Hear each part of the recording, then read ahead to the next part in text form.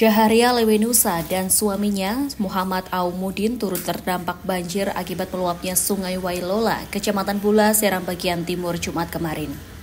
Rumah mereka beserta isinya terendam, bahkan uang jutaan rupiah milik mereka juga hilang, diduga terbawa banjir. Mereka berusaha menyelamatkan barang serta uang tersebut, namun tidak semuanya diselamatkan. Dengan rasa panik di tengah arus banjir yang deras, Jaharia Lewenusa hanya menemukan uang Rp250.000.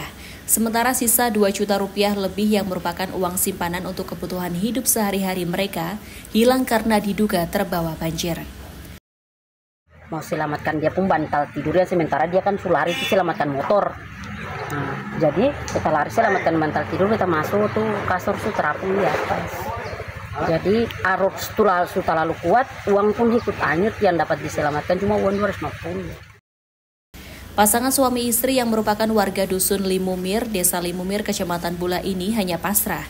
Kini mereka menumpang tinggal di rumah saudara karena rumah mereka dipenuhi lumpur, demikian juga peralatan rumah tangga mereka. Sementara tempat tidur berupa kasur dan bantal tidak ada lagi.